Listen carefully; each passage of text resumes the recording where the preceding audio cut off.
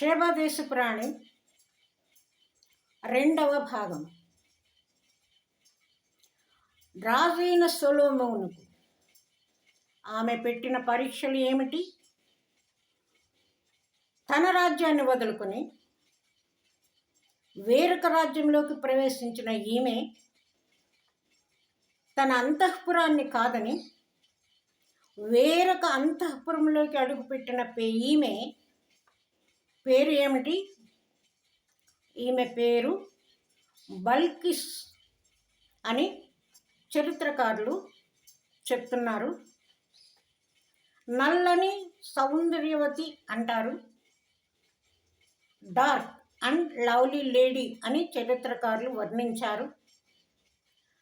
పరమగీతము 1:5లో నేను నల్లని దాననైనను సౌందర్యవంతురాలను అంటున్నది సొలొమోను ప్రేయసి షూలమ్మితి. అంటే రాజు అయిన సొలొమోను గారి జీవితంలో నల్లని వారు సుందరీమణులు ఇద్దరున్నారు. షేబా దేశపు రాణి బల్కిస్ నల్లని సౌందర్యవతి. పరమగీతంలో సొలొమోను ప్రేయసి షూలమ్మితి నల్లని సౌందర్యవతి. అయితే ఈమె రాజైన సొలొమోనును గూఢార్థం గల మాటల చేత శోధించడానికి వచ్చింది కదా. ఆమె సత్య పరిశోధనకు వచ్చినది. అయితే ఆమె తెలుసుకున్నది ఏమిటి? 1వ రాజుల గ్రంథము 10వ అధ్యాయము 3వ వచనంలో ఆమె వేసిన ప్రశ్నలన్నిటికీ సొలొమోను ప్రత్యుత్తరము చెప్పాను. ఆమె వేసిన ప్రతి ప్రశ్నకు ఆయన జవాబిచ్చేశాడు. రాజునకు మరుగైనది ఏది లేనందున ఆమె ప్రశ్నలన్నింటికీ రాజు జవాబిచ్చాడు. సొలొమోను జ్ఞానము ఆమెకు అర్థమైంది. అతడు కట్టించిన మందిరాన్ని చూసింది. అతని భోజన బల్ల మీదనున్న ఆహార పదార్థాలు, అతని సేవకులు కూర్చుండు ఆసనాలు, అతనికి పరిచర్య చేసేవారు కనిపెడుతున్న విధానం, వారి వస్త్రధారణ, రాజుకు గిన్నె అందించేవారి ఆప్యాయత అన్నింటినీ ఆమె కన్నులారా చూసింది. మందిరంలో రాజు అర్పించే బలులను చూసి విస్మయం పొందినదై రాజుతో ఏమంటున్నది? 6వ వచనం, నీ కార్యములను గూర్చియు జ్ఞానమును గూర్చియు విన్నాను. నా కన్నులతో చూడకముందు నేను నమ్మలేదు, ఇప్పుడు నా కన్నులారా చూస్తున్నాను. ఇందులో సగమైన నాకు చెప్పబడలేదని ఇప్పుడు తెలుసుకున్నాను. మొదటిగా ఈమె విని విశ్వసించిన దానికన్నా కన్నులారా సత్యాన్ని గ్రహించి ముగ్ధురాలైంది. నీ జనులు భాగ్యవంతులు, నీ ముందర ఎల్లప్పుడూ నిలిచి నీ జ్ఞాన వచనములను వినుచుండు నీ సేవకులను భాగ్యవంతులు. నీ యందు ఆనందించి నిన్ను ఇశ్రాయేలీయుల మీద రాజుగా నియమించిన నీ దేవుడైన యెహోవాకు స్తోత్రము కలుగును గాక. ఆమె ఏం చేసింది? యెహోవాకు స్తోత్రము కలుగును గాక. రెండవదిగా ఈమె రాజును చూచి రాజు జ్ఞానం తెలుసుకొని నీ దేవుడైన యెహోవా అని ప్రశంసించి దేవుని ఘనపరిచింది, రాజును కొనియాడింది. ఈమెను బట్టి మనం ఏమి నేర్చుకోవాలి? నీ నిజ దేవుని నీవు స్తుతించుచున్నావా? కష్ట సమయంలోనైనా ఇష్టంగా దేవుని సన్నిధిని అనుభవిస్తున్నావా? నీ దేవుని ఘనతను ఇతరులతో పంచుకుంటున్నావా? సొలొమోను రాజుగా వచ్చినప్పుడు ఒక తల్లి న్యాయం కోసం ఆయన దగ్గరికి వచ్చిందట. 2 తల్లులు తమ బిడ్డలతో నిద్రిస్తూ ఉన్నారు.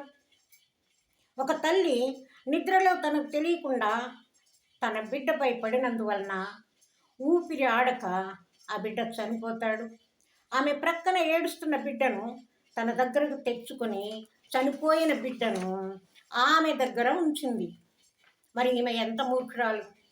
తల్లి స్పర్శ, తల్లి స్వరం బిడ్డకు బాగా తెలుసు. అలాగే తల్లికి తన బిడ్డ తెలుసు. ఈ ఇద్దరు రాజు దగ్గరకు న్యాయం కోసం వెళ్ళారు. అప్పుడు రాజు అంతా విని ఏమంటున్నాడు, ఆ బిడ్డను చేరి సగంగా ఖండించి ఇవ్వమన్నాడు. నిజంగా ఎవరైనా అలాంటి తీర్పు ఇస్తారా? అయితే రాజు అలాంటి తీర్పు ఎందుకు ఇచ్చాడు? నిజమైన తల్లి బయటకు వస్తుందని.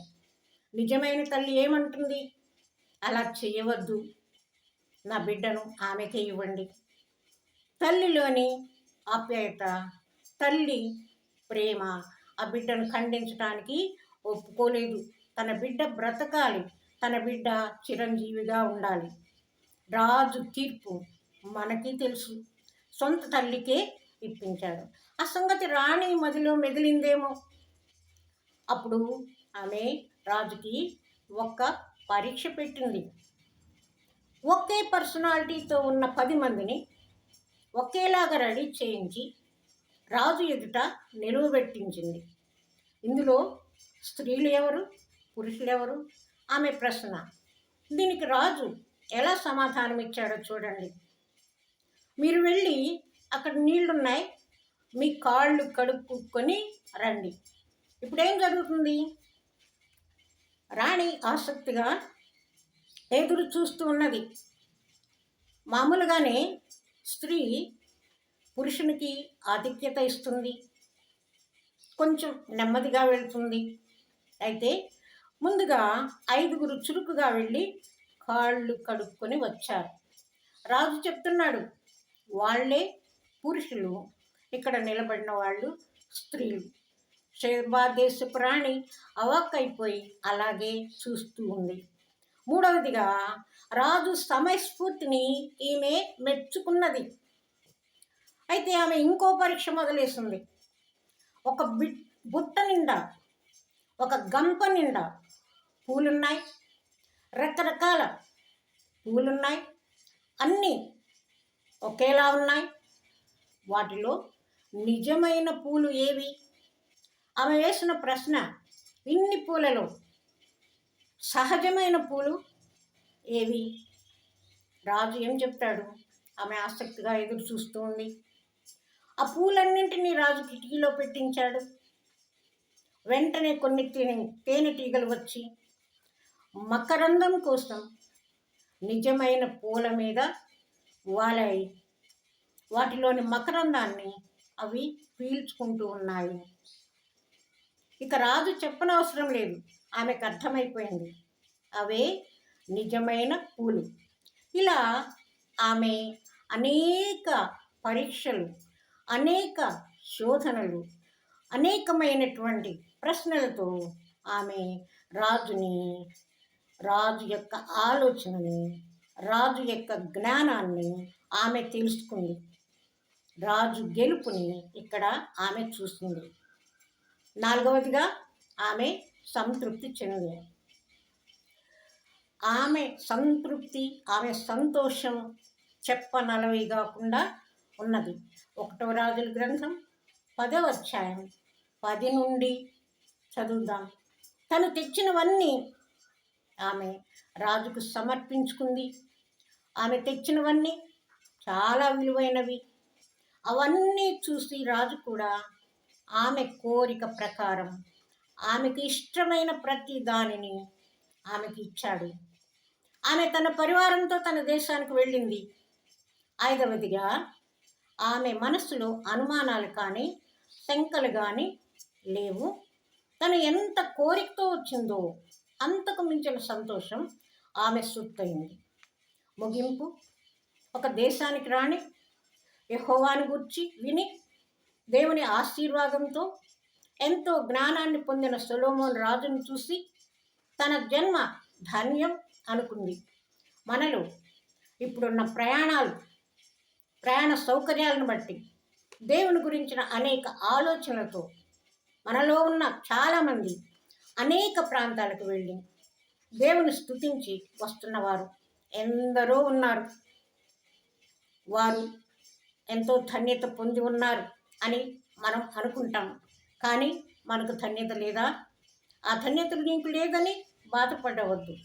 ఎందుకంటే దేవుని చేత ఆశీర్వదించబడిన వాడా, లోపలికి రమ్ము అని స్వయంగా నీ దేవుడే ఆహ్వానిస్తున్నాడు కదా.